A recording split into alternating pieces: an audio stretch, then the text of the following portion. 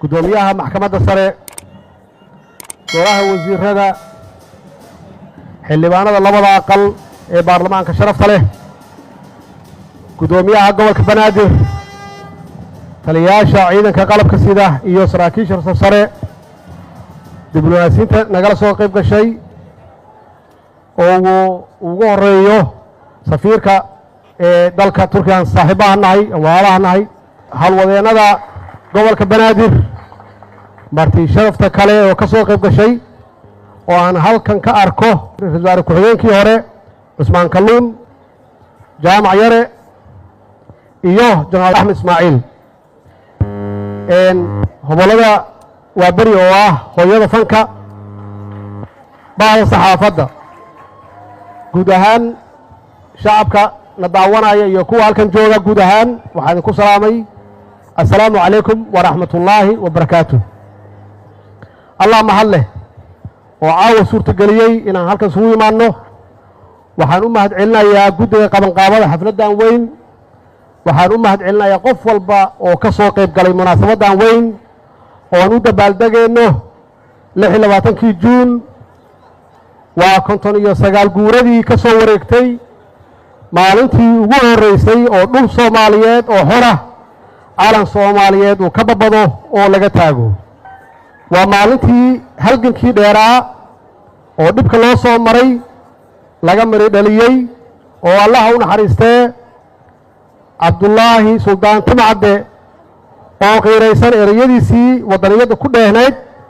taariikhdana gashay uu ku yiri sareeyo manusqaamo aan siduu yahay eegno ee kaana siib kana saar calanka Soomaaliyeed goobtii u horeysay ee laga taagay waxay ahayd beertii xorriyadda ee magaalada Hargeysa taasoo qof walba oo Soomaaliyeed shucuurtiisa iyo dareenkiisa ay taabatay halgankii gumays sidiidka iyo Soomaalnimo wuxuu ahaa mid ka soo bilowday gobolada waqooyi inkastoo gobolada koonfureed naftigoodu ay aad ula dagaaleen Talyaaniga waxa hogaaminayay dhaqdhaqaaqaas waqooyi ka bilowday Allah u naxariistay Sayid Maxamed Cabdullaahi Xasan halgankaas gumaysidiidka ah waxaa halkaas ka sii waday ururkii SYL ay hogaaminayeen 13 dhalinyaro oo noqday kacdoonkii wada gaaray Soomaali oo dhan sidoo kale halgankii gobolnimadoonka Soomaaliyeed ee gobolada waqooyi ee Ingiriisku gumaysan jiray waxaa ka kacay oo horkacayay ururo la yiraahdo National United Front United Somali Party iyo Somali National League Soomaalida waqooyi waxay ahaayeen kuwii ka diiday taladii gumaysiga Ingiriiska inaysan la midoobin koonfurta Soomaaliyeed ayna diideen inay gooni u istaagaan oo Soomaali la lahaadaan dawlad qura waxay ahaayeen kuwii awoodoodu iyo halabuurkooda u isticmaalay baahinta iyo faafinta dareenka wadaniyada Soomaali oo qura Soomaali oo qable Soomaali oo ku wada nool hal dawlad iyo hal calan waxaa xusid mudan in suugaantii Soomaalinimada iyo wadaniyada abuurtay ay ka timid badankooda abwaanadii ka soo jeeday gobolada waqooyi abwaanadaasi waxay ku reebeen ummadda Soomaaliyeed dareen wadaniyad iyo wadan jacayl iyo ilaa maanta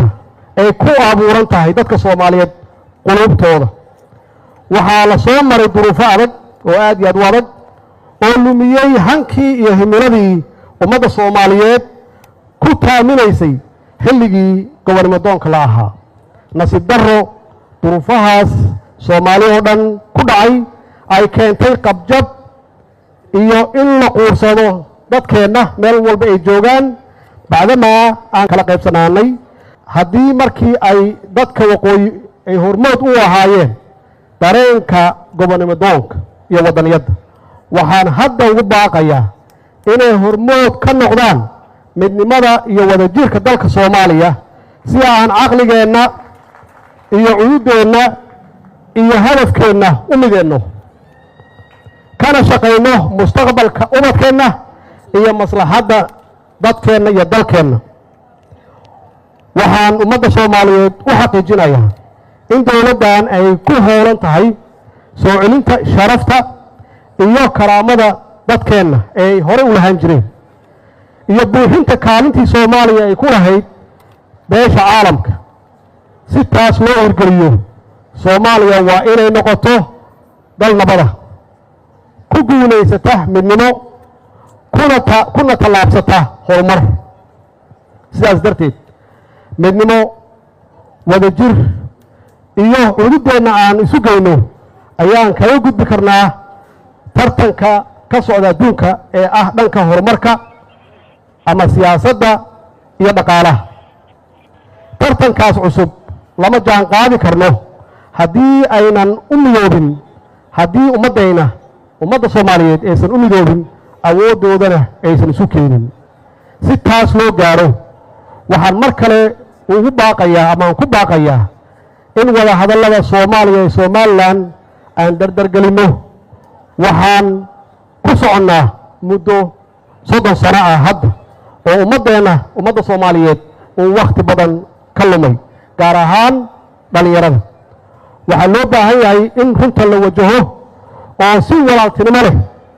wada hadalkii hakadka galay halkiisii laga sii wado, la isxog waraysto, la daaweeyo nabaradii laga dhaxlay duruufihii adkaa ee ina soo maray. waxay dowladdu diyaar u tahay in la faguro oo miiska la soo dhigo wax kasta oo lagu kasban karo ama kalsooni lagu siin karo shacabka walaalaheena ee Somaliland, oo looga bogsiin karo dareenkooda si wadajir ahna loogu sixi karo khaldaadkii ay keeneen marxaladihii aan soo marnay. ummadda Soomaaliyeed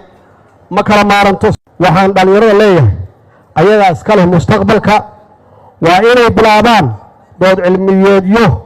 lagu falanqeynayo mustaqbalka Soomaaliya ee qarnigan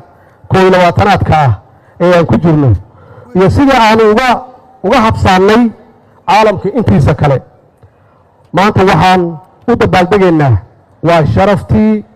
qiimihii, qabkii dadkii gobollada waqooyi ee calankii ka taagay beertii xorriyadda ee Hargeysa iyo dowladdii iyo midnimadii ummadda Soomaaliyeed ee u keeneen inay noqoto ummadda jirta oo caalamka aanu ku leenahay sharaf. waxaan u hambalyeenayaa guud ahaan ummadda Soomaaliyeed meel kasta ay joogaan dadaalkii iyo halgankii la soo maray. ma doonayno inuu meel dhexe ku lumo. dad badan ayaa u dhintay, dad badan ayaa u lumiyey hantidoodii, dad badan yaa mustaqbalkoodii ku lumiyey inay Soomaaliya ay midowdo. maanta taariikhda noqonaysa waxa qof walba oo Soomaaliyeed ha joogo waqooyi ama ha joogo koonfur ay ka qabtaan midnimada iyo wadajirka ummadeenna. waxaan hubaa in kala qaybsanaan inaysan siinayn sharaf iyo dowladnimo iyo karaamo iyo horumar inaysan siinayn. waxa kaliya aan ku gaari karno waxay tahay inaan ka gudubno qabiilka iyo qabyaaladda, aana u shaqeyno qarannimo, aan u shaqeyno. taas weeye waxaan kula tartami karno caalamka. ummadda Soomaaliya meel kasta ay joogaan waxaan leeyahay hambalyo. insha Allah waxaan sugaynaa wiigii xorriyadda oo nagu soo aadan bisha July 1 oo ah isu tagii koonfur iyo waqooyi. waxaan leeyahay hambalyo guud ahaan ummadda Soomaaliya meel kasta ay joogaan. wasalaamu calaykum waraxmatullaahi